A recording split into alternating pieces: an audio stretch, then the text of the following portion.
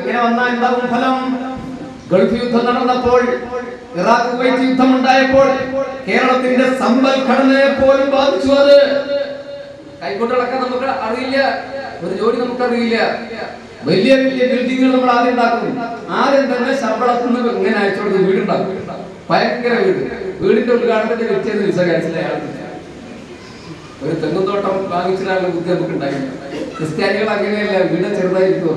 നോക്കും നിങ്ങൾ, പാലയിൽ നിന്നും കോട്ടയത്തു നിന്നും ചങ്ങനാശ്ശേരിയിൽ നിന്നും 3 നൂറ്റാണ്ടുകൾക്കും മണ്ണാർക്കാടും മട്ടപ്പാടിയിലും ഒരു സ്ഥലം വാങ്ങിയപ്പോൾ നമ്മൾ പരിഹരിച്ചു. അവരെ എന്ത് ബുദ്ധിയില്ലാത്ത നമ്മളപ്പോ റോസ്റ്റഡ് ചെയ്തിരിക്കുക. ഇന്ന് പോയി നോക്കൂ, മൊട്ടക്കുന്നുകൾ, കൃഷി വിളയുന്ന വിളനിലങ്ങളാണ്, റബ്ബർ എസ്റ്റേറ്റുകളാണ്.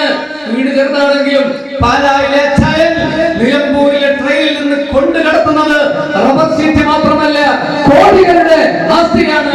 നമ്മുടെ സമുദായമോ അടുത്ത വീട്ടിലെ ആള് വീടുണ്ടാക്കിയ അതിനേക്കാൾ ചെറുതായ നമ്മുടെ ഭാര്യക്ക് പറ്റില്ല. അപ്പൊ ഒരു സെറ്റപ്പിൽ വീടായിരിക്കും അല്ലേ?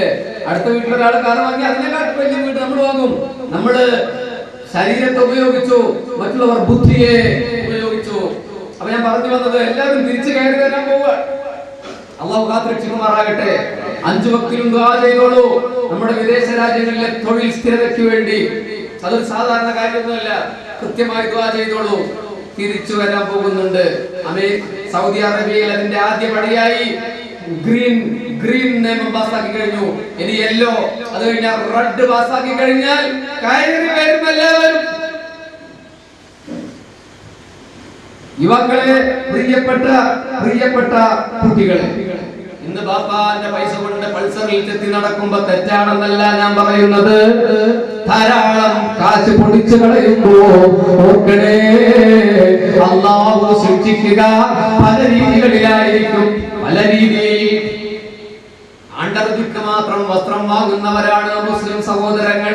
നമ്മളോ അടുത്ത കല്യാണത്തിന് ഒരു സാരിയോ പർദ്ദയോ വാങ്ങിയാൽ അപ്പുറത്തെ കല്യാണത്തിന് വേറെ ഫാഷനായി, പർദ്ദ പോലും ഫാഷനായ കാലം. ഞാൻ വിഷയത്തിൽ മാറിയതൊന്നുമില്ല. ഇത് ഇവിടെ അല്ലാതെ എവിടെ പറയും? മുമ്പിനികളെ പറഞ്ഞാലാണ് പൈസ പള്ളിയിൽ പൈസ.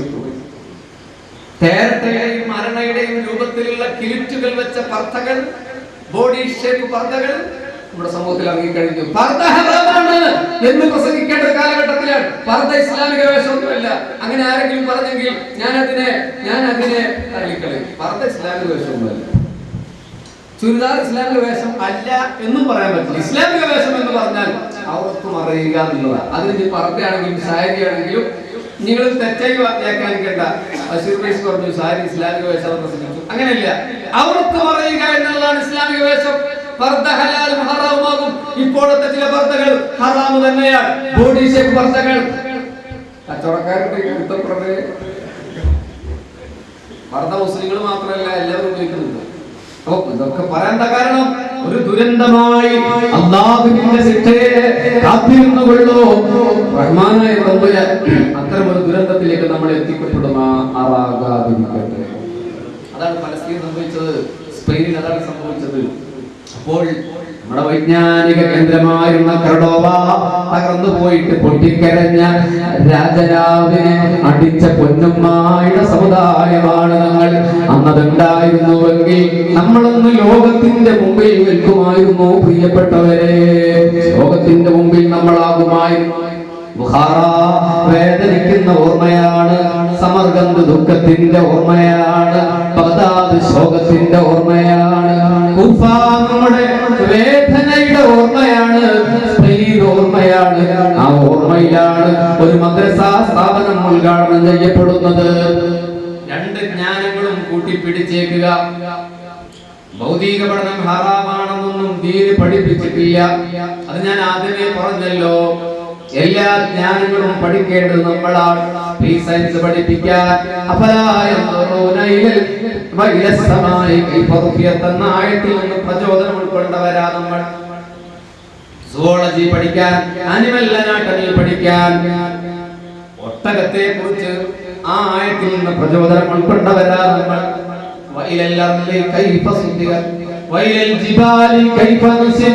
പർവ്വതങ്ങളെ എങ്ങനെയാണ് അട്ടകളാക്കിയത് എന്ന് നിങ്ങൾ കാണുന്നില്ലയോ എന്ന് വിശുദ്ധ ഖുർആൻ.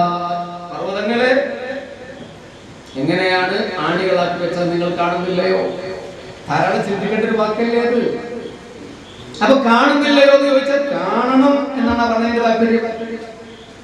അപ്പൊ മല കാണണം, പർവ്വതങ്ങളെ പോയി കാണണം. പർവ്വതങ്ങളുണ്ടോ എന്ന് എനിക്കറിയില്ല. ധാരാളം ലോറികൾ പോകുന്ന റോഡാണ് കേച്ചേരി പന്നിത്തടം റോഡെന്ന് മാത്രം എനിക്കറിയാം. അതിൽ പോകുന്നത് മുഴുവൻ മണ്ണാണെന്നും അറിയാം. ഇനി അതിനെ കുറ്റപ്പെടുത്തുന്നില്ല. പക്ഷേ JCB എന്ന യന്ത്രമുണ്ടാക്കുന്ന അപകടം നമ്മൾ തിരിച്ചറിയുന്നേ ഇല്ല. പർവ്വതങ്ങളെ ആണികളാക്കിയെന്ന് ഖുർആൻ ഭൂമിയുടെ ബാലൻസ് നിയന്ത്രിക്കുന്നതിൽ, സന്തുലിതാവസ്ഥ നിയന്ത്രിക്കുന്നതിൽ പർവ്വതങ്ങൾക്ക് വലിയ പങ്കുണ്ടെന്ന് പരിശുദ്ധ ഖുർആൻ. അത് ഇടിച്ചുകൊണ്ട് ഭൂമിയുടെ സന്തുലിതാവസ്ഥ തകർന്നു കഴിഞ്ഞാൽ ഭൂമി നാശത്തിലേക്കാണ് പോവുക എന്ന് കൂടി തിരിച്ചറിയാൻ വെള്ളിയാഴ്ച പള്ളിയിൽ നിന്ന് ഉത്ബോധിപ്പിക്കുന്ന മതമാണ് ഇസ്ലാം. അപ്പോൾ പർവ്വത വിജ്ഞാനം പഠിക്കേണ്ടത് നമ്മളാണ്. അവൾ പെരുന്നാളിന് ടൂർ പോകേണ്ടത് വീഗാലാൻഡിലേക്കല്ല, പിന്നെ നിങ്ങൾ പോകേണ്ടത് വാൾപ്പാറയിലേക്കാണ്. മനസ്സിലായേ? പൊള്ളാച്ചിക്കപ്പുറം വാൾപ്പാറ പ്രദേശം. ഞാനതിന്റെ ടൂറിസ്റ്റുകാരുടെ ഏജന്റ് ഒന്നുമല്ല, നിങ്ങൾ അങ്ങനെ വിളിക്കുന്നില്ല. അവിടേക്ക് പോയി നോക്കൂ. നാച്ചുറാലിറ്റി, മനോഹരമായ പ്രകൃതി നിങ്ങളെ മാടി വിളിക്കുന്നുണ്ട്. ഓപനിങ് ഉണ്ടായാൽ മതി ഫ്രീ സർവീസ്. ഈ പെരുന്നാളില് നല്ല ഭംഗി അവിടെ കാണാം. അള്ളാഹിനെ കുറിച്ച് ഓർമ്മ വരുമ്പോ ഓർമ്മ വരും, അല്ലെങ്കിൽ വേറെ ഓർമ്മ വരും അല്ലെ? അടിവാരങ്ങളിൽ തേയിലത്തടികളിൽ തേയിലച്ചെടി രാവിലെ എഴുന്നേറ്റ് ചെന്ന് നോക്കിയാൽ മഞ്ഞുകണങ്ങൾ വീണ തേയിലച്ചെടികളിൽ സൂര്യരശ്മി പതിക്കുമ്പോൾ അത് വർണ്ണരാജികൾ ഉണ്ടാക്കുന്ന ഉണ്ടാക്കുന്ന കാഴ്ച. ഖുർആൻ ഒരു പ്രകൃതിയെയും വെറുത്തിട്ടില്ല മുഅ്മിനീങ്ങളെ. ഇത് ആചാരങ്ങളുടെ മതം മാത്രമല്ല, അനുഷ്ഠാനങ്ങളുടെ മതം മാത്രമല്ല, ഇത് ചിന്താശക്തിയുള്ള ഒരു മതം കൂടിയാണെന്ന് നമ്മൾ തിരിച്ചറിയണം. അതുകൊണ്ട് ഒരു ജ്ഞാനത്തിനും ദീനെതിരെ നിന്നിട്ടില്ല എന്ന് പറയാനാണ് ഞാൻ ഇത്രയും പറഞ്ഞത്. പക്ഷേ മതകീയമായ ജ്ഞാനത്തിന് നമ്മൾ പ്രാമുഖ്യം കൂടുതൽ കൊടുക്കണം. അതാണ് പരലോകത്ത് ഉപകാരപ്പെടുന്ന ജ്ഞാനം.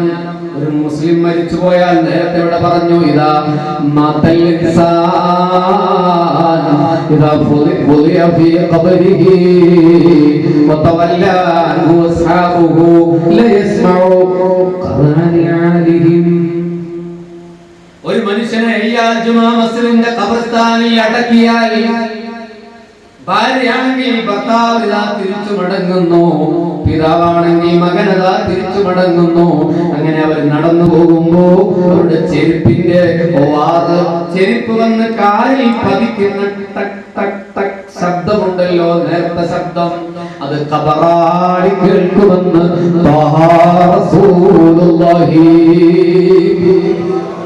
നമ്മൾ ഖബറിൽ കിടക്കുമ്പോ മറമാടിയവരൊക്കെ തിരിച്ചു മടങ്ങുമ്പോ ഖബറിൽ ശബ്ദം നമ്മൾ കേൾക്കുന്നു. മുഅ്മിനീങ്ങളെ, ഇത് ചെവി കൊണ്ട് കേൾക്കരുത്, ഹൃദയം കൊണ്ട് കേൾക്കണം.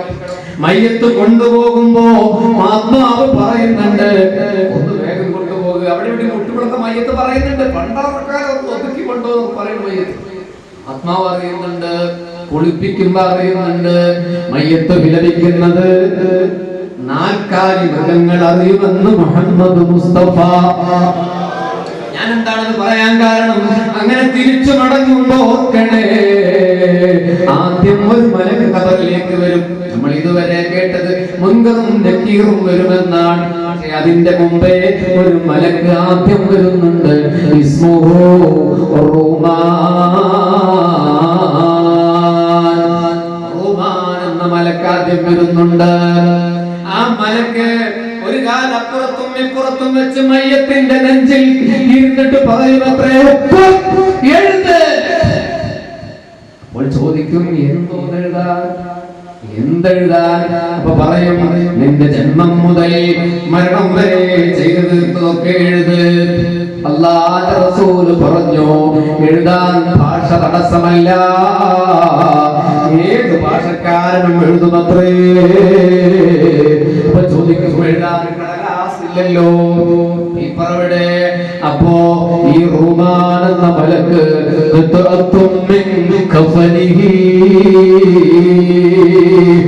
കപ്പലിൽ നിന്ന് കീറും, അതിൽ നിന്നൊരു കഷ്ണമെടുത്ത് കയ്യിൽ കൊടുക്കും. എന്നിട്ട് പറയും എഴുതടാ എഴുതടാ എന്ന് പറയുമ്പോ എഴുതേണ്ടി വരുന്ന ദിനം വരുന്നുണ്ട്. അന്ന് രാത്രി മോമിനീകളെ, ഇതുപോലെയുള്ള രാത്രി നിങ്ങളുടെ ജുമാ മസ്ജിദിന്റെ ഖബർസ്ഥാൻ എവിടെയാന്ന് എനിക്കറിയില്ല. രാത്രി കാറ്റ് വീശുമ്പോ ചെവിടികൾ അലറിക്കരയുമ്പോ വീട്ടിൽ മങ്കൂസ് തോന്നുന്നുണ്ടാകാം, നല്ല ശാപ്പാടുണ്ടാക്കിയിട്ടുണ്ടാകാം, ബന്ധുമിത്രാദികൾ ഉണ്ടാകാം. പക്ഷേ ഖബറിലൊറ്റക്കാ. ഉമ്മമാരെ മയ്യത്ത് ഖബറിലേക്ക് ഇറക്കുമ്പോ ചിലപ്പോ കഫംപുട മണ്ണിന്റെ ഭിത്തികളിൽ ഉരഞ്ഞുരഞ്ഞാണ് ഇറങ്ങുക. കവള് മണ്ണോട് ചേർത്താ വെക്കുക, ിലേക്കാ വെക്കുക. ജുമുഅക്ക് വരാത്തവന്റെയും നിസ്കരിക്കാൻ പള്ളിയിൽ വരാത്തവൻ അപ്പൊ കിബിലക്കാ തിരിഞ്ഞു കിടക്കുക. ഒന്നാമത്തെ കല്ല് മൂടുകല്ല് വെച്ചു. ഉമ്മമാരെ മുകളിലല്ല, കുറച്ചു മുകളിലാണ്. അതിന്റെ അടിയിലാണ് മയ്യത്ത് കിടക്കുന്നത്. 2 വെച്ചു, 3 വെച്ചു, 4 വെച്ചു, 5 വെച്ചു. ഇരുട്ട് നിറയുന്നു. നമ്മൾ എത്ര കണ്ടതാണ്. ചുറ്റും നിൽക്കുമ്പോ മയ്യത്ത് ഇങ്ങനെ മറഞ്ഞു പോകുന്നു. ഇപ്പൊ കാൽഭാഗത്തെ കെട്ട് കാണുന്നു. അവിടെ 8ാമത്തെ കല്ലും വെച്ച. പിന്നെ ഈ ഗ്യാപ്പുകളിലൂടെ വെളുത്ത കഫംപുട മാത്രം കാണുമ്പോ ഇതാ കേക്കിന്റെ ഇല വെക്കുന്നു, മരച്ചില്ലകൾ ഇല വെക്കുന്നു, തേമ്പി മണ്ണ് പിടിപ്പിക്കുന്നു. ഒരു ശിശിരം പോലും ഇല്ലാതെ മണ്ണ് കൊണ്ട് മൂടി. പൊന്നുമ്മ ഇരുട്ടാ ഇരുട്ടാ ഇരുട്ടാ ഇരുട്ടാ ഇരുട്ടാ. ചത്തയിൽ കുഞ്ഞിനെ പോലെ ഖബറിന്റെ നിശബ്ദതയിൽ കിടക്കുന്ന ആ രാത്രി ഉണ്ടല്ലോ, ഖബറിലെ ആദ്യത്തെ രാത്രി ഉണ്ടല്ലോ. ജീവനുള്ള മനുഷ്യനാണെങ്കിൽ എഴുന്നേറ്റ അവന്റെ തല മുട്ടും മൂടുകല്ലില്, മുതുക് മുട്ടും മൂടുകല്ലില്. അത്ര ഉയരെയുള്ളൂ. ഒന്ന് ചെരിഞ്ഞു കിടക്കാൻ ജീവനുള്ളവനാണെങ്കിൽ പറ്റൂല. ഇടുക്കമാണ് ഖബറില്. മണ്ണ് വീണില്ലേ, നിസാൻ കുത്തിയില്ലേ, മൈലാഞ്ചി കുത്തിയില്ലേ, വെള്ളം ഒഴിച്ചില്ലേ, ഉസ്താദ് തൽക്കീജിൽ ദുആ ചെയ്തില്ലേ, പകല് പോയി രാത്രി വന്നില്ലേ, വീട്ടിൽ ഒരുമിച്ച് കൂടുമ്പോ ചിരിയിട്ട് കരയുന്ന രാത്രിയില്, ഏകാന്തമായ ഖബറില്, എന്നാ കാറ്റിലുളയുന്ന മാമരങ്ങളുള്ള ഖബറിസ്ഥാനില് ഒറ്റക്ക് കിടക്കുന്ന പ്രഥമ രാത്രിയേ. അന്നാണ് നമ്മൾ ആലോചിക്കുക, വണ്ടി എവിടെ, ബിൽഡിംഗ് എവിടെ, തോട്ടങ്ങൾ എവിടെ, കമ്മൽ എവിടെ, വളയെവിടെ, മാല എവിടെ. അതൊക്കെ മറ്റേ വേണ്ടപ്പെട്ടവരെടുത്തു കഴിഞ്ഞു. നിന്റെ കാർ ഉപയോഗിക്കുന്നവൻ മകനാ, നിന്റെ വീട്ടിൽ താമസിക്കുന്നവൻ മകനും മരുമകളും പേരക്കുട്ടികളുമാണ്. നിന്റെ കുന്നംകുളത്തെ ബിൽഡിംഗിന്റെ വാടക പിടിക്കുന്നത് നീ മകനാ. നീ ഖബറിൽ ഒരു കട്ടൻ ചായ പോലുമില്ലാതെ. അപ്പൊ മുത്തുനബി പറഞ്ഞു, 3 മാത്രമാ ഖബറിൽ ഉപകാരം ചെയ്യുകയുള്ളൂ. ഒന്ന് സദഖത്തുൻ ജാരിയ, ജാരിയായ സദഖ. ജാരിയായ സദഖ എല്ലാ സദഖയുമല്ല. ഇപ്പൊ ഞാൻ ഇവിടെ നിന്ന് മടങ്ങുമ്പോ നിങ്ങൾ എനിക്കൊരു 5000 രൂപ ഒരാൾ സദഖ തന്ന അത് ജാരിയായ സദഖയല്ല. എന്താ കാരണം? അത് ഞാൻ ഫുഡടിച്ചാൽ തീർന്നു, ദുആ ചെയ്താൽ കിട്ടിയില്ലെങ്കിൽ അത് ജാരിയായ സദഖ എന്ന് പറഞ്ഞാൽ നീണ്ടു നിൽക്കുന്ന സദഖയാണ്. അത് അല്ലാഹുവിന്റെ പള്ളിക്കുള്ള സദഖയാണ്. അത് ഈ ദീനീ ഉലൂമിന്റെ കേന്ദ്രത്തിലുള്ള സദഖയാണ്. അതാണ് ഞാൻ 1 മണിക്കൂർ മുമ്പ് തുടങ്ങുമ്പോ പറഞ്ഞ സദഖ. അത് നോക്കണ്ട, എന്നോട് 1.5 മണിക്കൂർ പറഞ്ഞതിന് 1.5 മണിക്കൂർ കഴിഞ്ഞ് 5 മിനിറ്റ് അധികമായിട്ട് ഞാൻ 10 മിനിറ്റ് ഞാൻ കടമെടുത്ത് പറയും. നോക്കൂ മുഅ്മിനീങ്ങളെ, ഈ സദഖ നടക്കുന്ന സദഖയാണ്. എങ്ങനെ നടക്കും? 5 നൂറ്റാണ്ട് കഴിഞ്ഞു. 2012 ഇന്ന്. 3000 ആണ്ടായി. 3000 ആണ്ട്. അന്ന് ഇവിടെ മദ്രസയിൽ പഠിക്കുമ്പോ ഒരു ഖുർആൻ ഫാത്തിഹ ഒരു കുഞ്ഞോദിയായി അതിന്റെ തവാബുല്, അതിന്റെ ഒരംശം നിങ്ങളുടെ ഖബറിലേക്ക് കിട്ടും. ഇവിടെ പ്രസംഗിച്ചു എന്നതിന്റെ പേരിൽ എന്റെ ഖബറിലേക്ക് കിട്ടും. ഇവിടെ സാന്നിധ്യമായി എന്നതിന്റെ പേരിൽ നിങ്ങളുടെ ഖബറിലേക്ക് കിട്ടും. ഇതിനു വേണ്ടി സംവിധാനം ഒരുക്കി എന്നതിന്റെ പേരിൽ മഹല്ല് ജമാഅത്തിന് കിട്ടും. അവർക്ക് ഉപദേശം നൽകി എന്നതിന്റെ പേരിൽ ഉസ്താദുമാർക്ക് കിട്ടും. അവർക്ക് സാമ്പത്തിക സഹായം മദ്രസക്ക് കല്ല് കൊടുത്തു, പെയിന്റ് അടിച്ചു, സിമന്റ് കൊടുത്തു, അവർക്കൊക്കെ കിട്ടും. ഇനി ഒന്നും കൊടുത്തില്ലെങ്കിലും പ്രാർത്ഥിച്ചവർക്കും കിട്ടും. അതുമില്ലെങ്കിൽ ഈ മഹല്ലത്തിന് പുറമേ നിന്ന് വന്നവരും ഇവിടെയുണ്ട്, അവർക്കും ഓരോഹരി കിട്ടും. അങ്ങനെ ഖിയാമത്ത് നാൾ വരെ അണ്ടകടാകം നശിക്കുന്നത് വരെ ഓഹരി നടന്നു കിട്ടിക്കൊണ്ടേ ഇരിക്കുകയാണ്. ഒരു കുട്ടി ഫാത്തിഹ പഠിച്ചാൽ, ഒരു കുട്ടി അല്ലാഹനെ പഠിച്ചാൽ, ഒരു നബി മുത്തുനബി കുട്ടി മുത്തുനബിയെ പഠിച്ചാൽ, ഒരു കുട്ടി മദ്രസ വിടുമ്പോ ഒരു സ്വലാത്ത് ചൊല്ലിയാൽ ഖിയാമത്ത് നാൾ വരെ നമുക്ക് ലഭിക്കുകയാണ്. അതാണ് സദഖത്തുൽ ജാരിയ. സാന്നിധ്യമേ സായുജ്യമാണ്. ഈ അനുഗ്രഹീതമായ സാന്നിധ്യം തന്നെ സായുജ്യമാകും നമുക്ക് നാളെ. രണ്ടാമത് നബി പറഞ്ഞിട്ടുള്ളത് മുഅ്മിനീങ്ങളെ ഇൽമിനെ കുറിച്ചാണ്. ആദ്യം പറയേണ്ടത് ഈമാൻ. അതിന്റെ മുൻഗണനാക്രമം തെറ്റിയാൽ ഞാൻ മൂന്നെണ്ണം പറയുകയാണ്. മുഅ്മിനീങ്ങളെ ഇൽമാണ് ഉപകാരം ചെയ്യുന്ന ഇൽമ്, ഉപകാരം ചെയ്യുന്ന ഇൽമ്, ഉപകാരം ചെയ്യുന്ന ഇൽമ്, ഉപകാരം ചെയ്യുന്ന ഇൽമ്. ഉപകാരം ചെയ്യുന്ന ഇൽമ് എന്ന് പറഞ്ഞാൽ മദ്രസ പഠിക്കൽ മാത്രം അല്ല. അങ്ങനെ നമ്മൾ തെറ്റായി വ്യാഖ്യാനിക്കുന്നുണ്ട്. മതപഠനം മാത്രമല്ല ഉപകാരമായ പഠനം. ഭൗതിക പഠനവും ഉപകാരമാക്കാൻ നമുക്ക് കഴിയും. എങ്ങനെ? ഞാൻ നേരത്തെ പറഞ്ഞ നീയത്തോടു കൂടെയാണെങ്കിൽ ബയോളജി പഠിച്ചത്, ഫിസിക്സ് പഠിച്ചത്, കെമിസ്ട്രി പഠിച്ചത് അല്ലാഹനെ മനസ്സിലാക്കാൻ വേണ്ടിയിട്ടാണെങ്കിൽ, ആ ചിന്തയിലാണെങ്കിൽ ആ പഠനവും നമുക്ക് ഉപകാരം ചെയ്യും. അല്ലെങ്കിൽ അത് പോയി. എന്താ അങ്ങനെ പറയാൻ കാരണം? കച്ചവടം ആരാധനയാണെന്ന് പഠിപ്പിച്ച മതമാണ് നമ്മുടെ മതം. സത്യസന്ധനായ കച്ചവടക്കാരൻ നാളെ സ്വർഗത്തിൽ മുത്തു നബിയുടെ കൂടെയാണ്. അഴിമതി നടത്തിയാലോ അപ്പോൾ തെങ്ങിന്റെ കട കളക്കുന്നത് ആരാധനയാണെന്ന് പഠിപ്പിച്ച മതമാണ് ഇസ്ലാം. ഓറഞ്ച് വിൽക്കുന്നതും ലാഭമാണെന്നർത്ഥം, ഓട്ടോറിക്ഷ ഓടിക്കുന്നതും ഇബാദത്താണെന്നർത്ഥം, ഗൾഫിൽ പോകുന്നതും ഇബാദത്താണെന്നർത്ഥം, രാഷ്ട്രീയ പ്രവർത്തനവും ഇബാദത്താണെന്നർത്ഥം. ഇനി മതപഠനമോ? മതം പഠിച്ചത് അല്ലാഹനെ മനസ്സിലാക്കാനല്ല, അത് പ്രസംഗിക്കാനാണെങ്കിലോ അത് ഉപകാരപ്പെടുന്ന ഇൽമല്ലാതെയായിട്ടും വരും. അത് ഫ്ലക്സ് ബോർഡിലും നോട്ടീസിലും പേര് വരാനായിട്ടാണെങ്കിൽ, അതിനുവേണ്ടി മാത്രമാണെങ്കിൽ അത് ഉപകാരമല്ലാത്ത ഇൽമാകും. ആത്യന്തികമായി നിങ്ങൾ മനസ്സിലാക്കേണ്ടത് ഉപകാരപ്പെടുന്ന ഇൽമെന്ന് പറയുന്നത്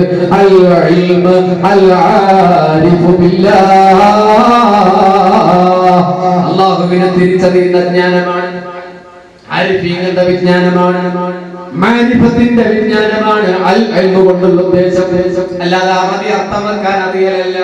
അതെല്ലാവർക്കും പറ്റും. ജൂതന്മാർ ഖുർആൻ അർത്ഥം വെക്കുന്നുണ്ട്, ജൂതന്മാർ ഹദീസ് വ്യാഖ്യാനിച്ചിട്ടുണ്ട്. നമ്മുടെ ഉസ്താദുമാർ പരിശോധിക്കുന്ന അൽ മുൻസിർ എന്ന് പറയുന്ന നിഘണ്ടു ഉണ്ടാക്കിയത് ജൂതനാണ്, മുസ്ലിമല്ല. നിഘണ്ടുണ്ടാക്കണമെങ്കിൽ അറബിയുടെ അർത്ഥം അറിയേണ്ടി വരും. അപ്പോൾ അറബി കിതാബ് അർത്ഥം വെച്ചു എന്നതിന്റെ പേരിൽ ഒരാൾ ഉപകാരപ്രദമായ ഇൽമാണ് എന്ന് പറയാൻ പറ്റൂല. ഉപകാരപ്രദമാകണമെങ്കിൽ അൽ ഇൽം എന്ന് പറയുന്നത് മഅരിഫത്തിന്റെ ഇൽമാകണം, ത്വരീഖത്തിന്റെ ഇൽമാകണം, അല്ലാഹുവിലേക്ക് എത്തുന്ന ഇൽമാകണം, പടച്ചതമ്പുരാനെ കഴിവിന്റെ പരമാവധി മനസ്സിലാക്കുന്ന ഇൽമാകണം. അൽ വലിയു അൽ ആരിഫു ബില്ലാഹ് ബിഹസ്ബി മാ യുക്കിനു, കഴിവിന്റെ പരമാവധി എല്ലാവർക്കും പൂർണ്ണമായി അജയ്യനായ തമ്പുരാനെ ജമാലിയത്തിന്റെ ജലാലിയത്തിന്റെ നൂറാനിയത്തിന്റെ പ്രഭവമായ അല്ലാഹനെ മനസ്സിലാക്കാൻ പറ്റിയത് വരില്ല. എന്നാൽ അതിൽ ചില കള്ളവഴികളുമുണ്ട്. ആ കള്ളവഴികളെ നമ്മൾ ഉപേക്ഷിക്കേണ്ടി വരും. പരിശുദ്ധ ശരീഅത്ത് പാലിക്കുന്ന, പരിശുദ്ധ മുത്തുനബി അംഗീകരിക്കുന്ന, പ്രവാചകന്മാരുടെ മാതൃക പിൻപറ്റുന്ന മുറബിയായ ശൈഖുമാരുടെ മാതൃകയിലൂടെ അല്ലാഹുവിനെ മനസ്സിലാക്കണം. അപ്പോൾ ബയോളജി പഠിച്ചാലും അള്ളാഹനെ മനസ്സിലാക്കാൻ കഴിയും. എങ്ങനെ? ഞാൻ നേരത്തെ പ്രസംഗിച്ചത് കേട്ടവർക്കറിയാം. അനിമൽ അനാട്ടമി പഠിച്ചവന് അള്ളാഹനെ മനസ്സിലാക്കാൻ കഴിയും. എങ്ങനെ? അതുകൊണ്ടല്ലേ അള്ളാഹ് പറഞ്ഞത് എങ്ങനെയാണ് ഒട്ടകത്തെ സൃഷ്ടിച്ചത് എന്ന് നിങ്ങൾ കാണുന്നില്ലയോ? ശരീരശാസ്ത്രം പഠിച്ചാലും അള്ളാഹനെ മനസ്സിലാക്കാം, പൂർണ്ണമായിട്ടല്ലെങ്കിലും. മൻ അറഫ നഫ്സഹു വഖദ് അറഫ റബ്ബഹു. ആരെങ്കിലും സ്വന്തം ശരീരത്തെ പഠിച്ചാൽ അവൻ അല്ലാഹുവിനെ മനസ്സിലാക്കും. അതുകൊണ്ട് പ്രിയപ്പെട്ടവരെ, മതമെന്നും ഭൗതികമെന്നും വേർതിരിച്ച് തർക്കിക്കണ്ട, അങ്ങോട്ടും ഇങ്ങോട്ടും ശണ്ട കൂടണ്ട. മദ്രസ പഠിച്ച സ്കൂളിൽ തോറ്റുപോകുമെന്ന് കരുതണ്ട, സ്കൂളിൽ പഠിച്ച ദീനിന്ന് പുറത്താകുമെന്നോ കരുതണ്ട. രണ്ടിനെയും മുറുകെ പിടിക്കുക, പക്ഷേ മതപഠനത്തിന് പ്രാമുഖ്യം നൽകുക. കാരണം അതാണ് ഉപകാരപ്രദമായ ഇതിലേക്ക് ഏറ്റവും കൂടുതൽ ഈ കാലഘട്ടത്തിൽ അടുപ്പിക്കുന്നത് മദ്രസ പഠനങ്ങളാണ്. സ്കൂളിൽ പഠിച്ചാൽ ചിന്ത നിയ്യത്ത് മാറിയാൽ MBA സർട്ടിഫിക്കറ്റ് കിട്ടുമെന്നല്ലാതെ, ഏതെങ്കിലും വലിയ ഉദ്യോഗം കിട്ടുമെന്നല്ലാതെ ഈ കാലത്ത് അങ്ങനെ മാറാൻ പറ്റുമോ എന്നുകൂടി നമ്മൾ തിരിച്ചറിയണം. മൂന്നാമതായി മുത്തുനബി പറഞ്ഞത്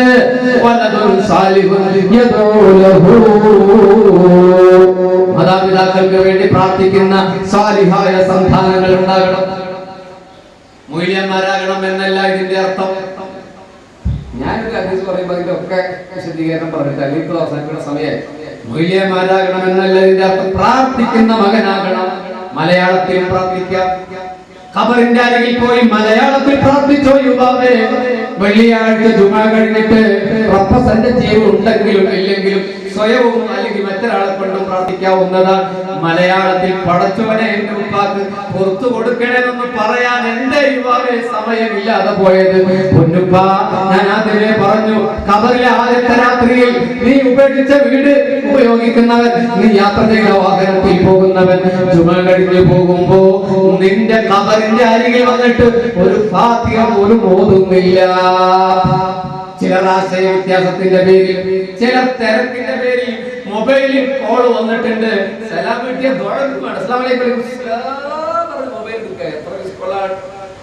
മറ്റോട് മെസ്സേജ് അയച്ചല്ലോ. പിന്നെ എങ്ങനെ ചെല്ലുമ്പോൾ ഖബറിന്റെ അരികിലൂടെ ഇവിടെ ഖബർസ്ഥാനത്ത് നോക്കാറില്ലേ ചില പല കാര്യങ്ങൾ. നിനക്കെന്ത് കിട്ടി മുമ്പിനെ ഉപ്പ? ഉമ്മ ഖബറിൽ കിടക്കുന്ന നിനക്കെന്ത് കിട്ടി? നിന്റെ വീട് പോയില്ലേ, നിന്റെ കാറ് പോയില്ലേ, നിന്റെ കമ്മലും കാതിലെ മകൾ ഓഹരി വെച്ചില്ല, നിനക്കെന്ത് കിട്ടി? അപ്പോൾ സാലിഹായ സന്താനം ഉണ്ടാകണം. സാലിഹായ സന്താനം മാത്രമായ പോരാ, പ്രാർത്ഥിക്കുന്ന മകനാകണം. അങ്ങനെയാണ് പുണ്യനബി പറഞ്ഞിട്ടുള്ളത്. സാലിഹാകാൻ വലിയ പണിയൊന്നുമില്ല. 5 വക്ത് നിസ്കരിക്കുക, നന്നായി ജീവിക്കുക, കള്ളൊന്നും കുടിക്കാതിരിക്കുക, അവ സാലിഹായി. പക്ഷെ പ്രാർത്ഥിക്കുന്ന സാലിഹായ മകനാകണം.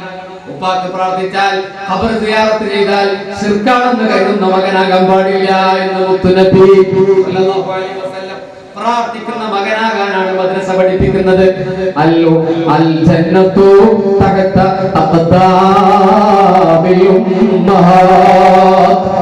ഉമ്മയുടെ കാൽപാദത്തിന്റെ കീഴിലാണ് സ്വർഗ്ഗം എന്ന് ഉസ്താദ് പഠിപ്പിക്കുന്നു കുട്ടികളെ. STO എന്ന് സ്കൂളിൽ പഠിപ്പിക്കുന്നുണ്ട്. ഒരു ആപ്പിൾ കൊടുത്താൽ അയ്യായിരം കുട്ടി പറയും, ഇതിൽ ആപ്പിളിൽ ഇത്ര കലോറിയുണ്ട്, ഇത് വൈറ്റമിൻ B ആണ്, D ആണ് എന്നൊക്കെ അവൻ പറയും. ഇതിൽ ഇത്ര പോഷക ഘടകമുണ്ട്.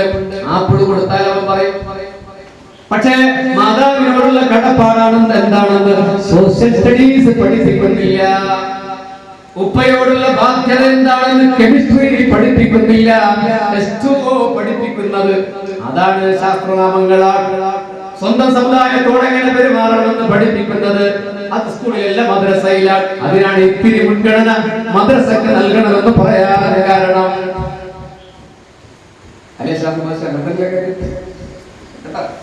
അത് മദ്രസയിലാണ്. ഞാൻ അവസാനിപ്പിക്കട്ടെ. പ്രിയപ്പെട്ടവരെ, മഹാനായ തന്റെ മകനോട് പറഞ്ഞു, ഒരു ദിവസം സ്വർഗത്തിൽ ഒരു സാധനം എനിക്ക് നീ കൊണ്ടുവാ, സമ്മാനമായി കൊണ്ടുവാ. സ്വർഗത്തിലുള്ളത് നമ്മളോട് പറയാ, സ്വർഗത്തിൽ ഒരു സാധനം കൊണ്ടുവരാം. നമ്മുടെ മക്കൾ എന്താ കൊണ്ടുവരാ? ഈ വാപ്പാക്ക് എന്താ ഭ്രാന്ത? സ്വർഗത്തിലെ സാധനം എങ്ങനെ ഇയാളിന് കിട്ടുക? സ്വർഗത്തിലെ സാധനം ഇയാളിന് കിട്ടുമോ? കിട്ടൂല. പക്ഷെ ലുഖ്മാനുൽ ഹക്കീമിന്റെ മകൻ പോയിട്ട് ഒരു കടലാസ് പൊതി കൊണ്ടുവന്ന് വാപ്പാക്ക് കൊടുത്തു. ഇതാ സ്വർഗത്തിലെ സാധനം. ബാപ്പാ പൊതി അടിച്ചു. ചോദിച്ചു, സ്വർഗത്തിലെ മണ്ണാണോ ഇത്? സ്വർഗത്തിലെ മണ്ണാണ്. അതെ. പാപ്പ മോശക്കാരനല്ല, മകനും മോശക്കാരനല്ല. 10 കുടം 10 കുടം. മകനെ, ഇതെങ്ങനെ സ്വർഗത്തിലെ മണ്ണാകും? ഇതെങ്ങനെ നീ സ്വർഗത്തിൽ പോയോ? സ്വർഗം ഇപ്പോഴുണ്ടോ? നീ ഇപ്പൊ തന്നെ ഇവിടെ ഉണ്ടല്ലോ. ഈ സംശയങ്ങളൊക്കെ ഉയർന്നിട്ടുണ്ടാകാം, അല്ലെങ്കിൽ നമുക്ക് അങ്ങനെ സങ്കല്പിക്കാം.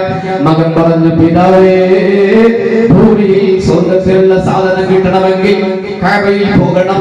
ഹജറുൽ അസ്വദുണ്ട്, അത് കൊണ്ടുവരാൻ പറ്റൂല. പിന്നെ ഉള്ളത് ഇതാണ് പിതാവേ. പാപ്പ ചോദിച്ചു, സ്വർഗത്തിലെ മണ്ണാണോ ഇത്? ലുഖ്മാൻ എന്ന പിതാവിനോട്, തത്വജ്ഞാനിയായ പിതാവിനോട് മകൻ പറഞ്ഞു, ഇത് സ്വർഗത്തിലെ മണ്ണാണ്. ഏത് മണ്ണ്? അപ്പൊ മകൻ പറഞ്ഞ മറുപടി, പിതാവേ, മുത്തുനബി പറഞ്ഞിട്ടുണ്ട്, അൽ ജന്നത്തു തഹ്ത അഖ്ദാമിൽ ഉമ്മഹാത്ത്. മോൻ എന്താ ചെയ്തെന്നറിയോ? ഉമ്മ അടുക്കളയിലാണ്. ഉമ്മയുടെ അരികിൽ പോയിട്ട് ഉമ്മ കാലൊന്ന് പൊന്തിക്ക്. എന്തിനാണ്ട കാല് പൊന്തിക്കുന്നത്? പൊക്കിയത്. എന്ത് കാല് പൊക്കിയത്? കാലുപൊക്കി. ആ മകൻ ഒരു കടലാസിലേക്ക് ഉമ്മയുടെ കാലിൽ പറ്റി പിടിച്ച് കിടക്കുന്ന മണ്ണ് വടിച്ചെടുത്തോ കടലാസിലേക്ക്.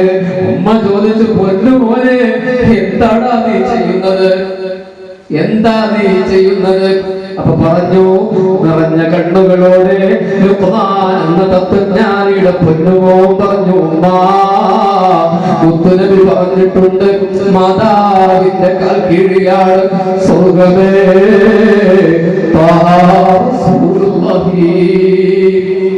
ഉമ്മയുടെ കാലിന്റെ കീഴിൽ സ്വർഗമുണ്ടെന്ന് മുത്തുനബി പറഞ്ഞിട്ടുണ്ട്. അതുകൊണ്ട് അങ്ങയുടെ കാലിന്റെ കീഴ് സ്വർഗമാണ്. ഈ മണ്ണാണ് എന്റെ പിതാവിന് കൊടുക്കാറുള്ളത്. പിതാവിനോട് പറഞ്ഞു, അപ്പാ, ശരിയല്ലേ ഞാൻ പറഞ്ഞത്? ഉമ്മാന്റെ കാലിന്റെ കീഴിൽ സ്വർഗമുണ്ടെങ്കിൽ ആ മണ്ണ് സ്വർഗത്തിലെ മണ്ണല്ലേ? എന്റെ സ്നേഹനിധികളായ കുട്ടികളെ, ഇപ്പുറത്തിരിക്കുന്ന യൗവനങ്ങളായ ഇസ്ലാമിന്റെ യുവാക്കളെ, ഉമ്മാന്റെ മഹത്വം നോക്കണേ. പിതാവ് മകനെ കെട്ടിപ്പിടിച്ച് പൊട്ടിക്കരഞ്ഞു പറഞ്ഞു, പൊന്നു മോനെ, ഉപ്പാന്റെ കാലിന്റെ കീഴിലും സ്വർഗമുണ്ടടാ. ഉപ്പാന്റെ കാലിന്റെ കീഴിലും സ്വർഗമുണ്ടടാ പൊന്നു മോനെ. ഇത് പഠിപ്പിക്കുന്നത് മദ്രസയിലാണ്, ഇത് പഠിപ്പിക്കുന്നത് ജ്ഞാനശാലയിലാണ്. അതുകൊണ്ടാണ് മുൻഗണന കൊടുക്കണമെന്ന് പറഞ്ഞത്. കാരണം അവനെ ബഹുമാനിക്കാൻ. അയൽപക്കത്ത് താമസിക്കുന്ന അമുസ്ലിമായ മാധവനെ ഉപദ്രവിക്കരുത് എന്ന് പഠിപ്പിക്കുന്നത് മദ്രസയിലാണ്. അയൽവാസി അമുസ്ലിമാണെങ്കിലും സ്നേഹിക്കണമെന്ന് പഠിപ്പിക്കുന്നത് പരിശുദ്ധ പേരിൽ ഇസ്ലാമാണ്. പ്രായമുള്ളവരെ ബഹുമാനിക്കണമെന്ന് പഠിപ്പിക്കുന്നത് മദ്രസയിലാണ്. വയസ്സായവർ വരുമ്പോ സീറ്റില്ലെങ്കിൽ കുട്ടികൾ എഴുന്നേൽക്കണമെന്ന് പഠിപ്പിക്കുന്നത് മദ്രസയിലാണ്. വലിയവർ ചെറിയവരോട് കരുണ കാണിക്കണമെന്ന് പഠിപ്പിക്കുന്നത് മദ്രസയിലാണ്. എല്ലാത്തിലും ഉപരി നാഥനായ തമ്പുരാനെ പഠിപ്പിക്കുന്നത് മദ്രസയിലാണ്. അതുകൊണ്ട് രാത്രി പിരിഞ്ഞു പോകുമ്പോ നിങ്ങൾ ഒക്കേണ്ട കാര്യം, ഇതൊരു ബിൽഡിംഗ് മാത്രമല്ല, ഇത് കോൺക്രീറ്റിന്റെ ഒരു ബിൽഡിംഗ് മാത്രമല്ല, ഇത് സ്വപ്നങ്ങളുടെ സാക്ഷാത്കാരം മാത്രമല്ല, ഇത് ത്യാഗത്തിന്റെ അടയാളം മാത്രമല്ല, ഇത് ചരിത്രത്തിൽ തുന്നിച്ചേർക്കുന്ന ഒരു രാത്രിയുടെ ഓർമ്മ മാത്രമല്ല, ഇത് നമ്മുടെ ഖബറിന്റെ വെളിച്ചമാണ്. ഇത് ഖബറിന്റെ ഏകാന്ത നിശബ്ദമായ രാത്രി വെളിച്ചമായി വരുന്ന ബിൽഡിംഗ് ആണ്. കാരുണ്യവാനായ തമ്പുരാൻ നമ്മെ അനുഗ്രഹിക്കുമാറാകട്ടെ. നമ്മുടെ സംഭാവനകൾ ഖബൂൽ ചെയ്യുമാറാകട്ടെ. നമ്മുടെ സഹായങ്ങൾ ഖബൂൽ ചെയ്യുമാറാകട്ടെ. നമ്മുടെ ത്യാഗങ്ങൾ ഖബൂൽ ചെയ്യുമാറാകട്ടെ. നമ്മുടെ സംഭാഷണം ഖബൂൽ ചെയ്യുമാറാകട്ടെ. നമ്മുടെ സാന്നിധ്യം ഖബൂൽ ചെയ്യുമാറാകട്ടെ. നമ്മുടെ സാർത്ഥകമായ ഒത്തുചേരൽ ഖബൂൽ ചെയ്യുമാറാകട്ടെ. എന്റെ പരിപാടി ക്ഷണിച്ച പ്രിയപ്പെട്ട റിയാൽ ജുമാ മസ്ജിദിന്റെ ഭാരവാഹികളോട്, മദ്രസ ഭാരവാഹികളോട് ഹൃദയംഗമമായ നന്ദി പ്രകാശിപ്പിക്കുന്നു. നീണ്ടുപോയ ഒരു പ്രസംഗത്തിലും എഴുന്നേറ്റ് പോകാതെ എന്നെ ആവേശത്തിലാട്ടാൻ ഇരുന്നു തന്ന എയ്യാറിലെയും സമീപ പ്രദേശങ്ങളിലെയും പ്രിയപ്പെട്ട മുസ്ലിങ്ങളെ, നിങ്ങളോട് ഹൃദയംഗമായ നന്ദി പ്രകാശിപ്പിക്കുന്നു. നാഥനായ തമ്പുരാൻ നമ്മെ അനുഗ്രഹിക്കുമാറാകട്ടെ. അൽഹംദുലില്ലാഹി റബ്ബിൽ ആലമീൻ. ബഹുമാനപ്പെട്ട ബഷീർ ഫൈസി ദേശമംഗലത്തിന് 1000 അഭിനന്ദനങ്ങൾ. അർപ്പിക്കുന്നു. അല്ലാഹു ദീനീ ഖിദ്മത്തിനായുള്ള ദീർഘായുസ്സ് നമുക്കും നമ്മോട് വേണ്ടപ്പെട്ട എല്ലാവർക്കും നൽകി അനുഗ്രഹിക്കുമാറാവട്ടെ. ആ ഉപദേശങ്ങളെല്ലാം ജീവിതത്തിൽ പകർത്തി ജീവിക്കാൻ അല്ലാഹു നമുക്ക് തൗഫീഖ് നൽകി അനുഗ്രഹിക്കുമാറാവട്ടെ. അടുത്തത് ഒരു ഗാനം